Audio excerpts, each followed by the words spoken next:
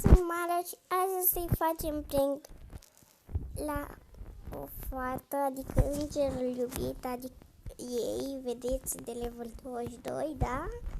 Și o să spunem, o să-i facem un prank, de fapt. Și nu știu ce prank, m-am tot gândit și habar n-am. M-am dus la ea, nu e full, m-am întors aici și am zis să fac un video. Și nu știu ce prank o să-i fac. O să-i facem prank că nu mai fac cu ea videouri de genul și că m-am lăsat de YouTube. Să mergem! Ok, aici. Da, cred că a plecat, nu știu unde. Am uitat-o.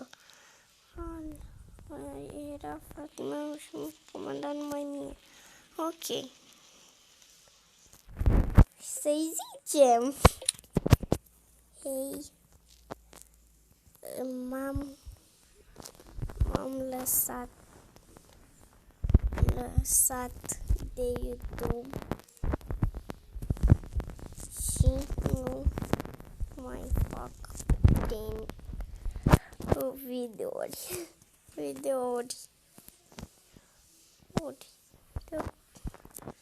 videoclipuri, să zicem, clipuri. Ok, îi zicem. Eu m-am lăsat de YouTube și nu mai fac videoclipuri. Din ce zice? Scrie? Nu.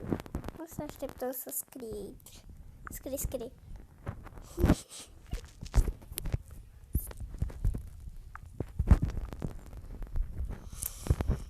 Zicem că fratele meu mai mare mi l-a șters.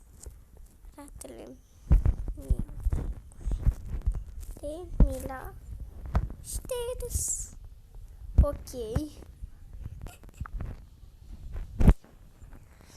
Lumina șters.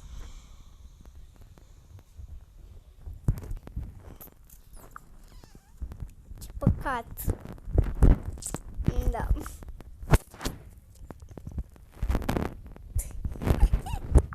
Oh my god. Ok. Și nu știu ce o să facem până acum.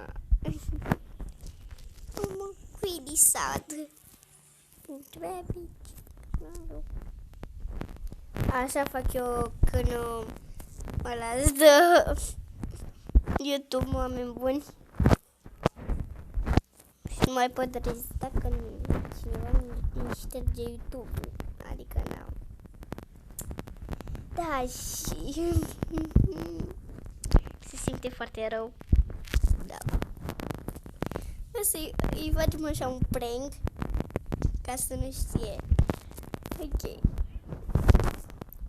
Nu știu la cine o să mai fac prank. Ea e singura care on la Friends, da. Fata asta a fost un single. De ce e single? De ce e singură? Și Hate Snooki. De ce e Hate Snooki? Nisuki, aoleu. Nisuki e cea mai bună abonată. Vedeți-o, da, cred că nu știți pe Nisuki. Dar la loc Alexandru a plecat. O să, mai bine ne dăm revanșa. A fost un prank.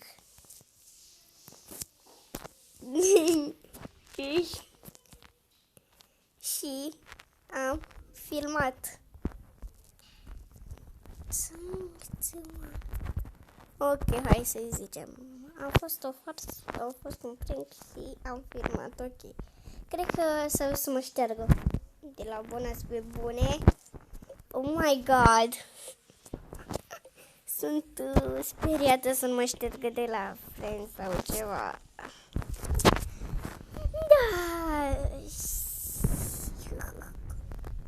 Și mâine vreau să fac un video și să-mi scrieți provocări și să-mi dați provocări și adevăr. Am aici câți prieteni am. Să vedem. +6, ok.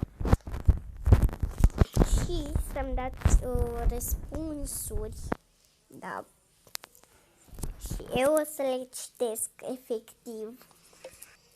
Da. Și cam atât a fost acest video. O să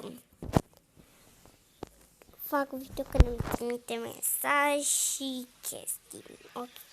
La revedere! Bye!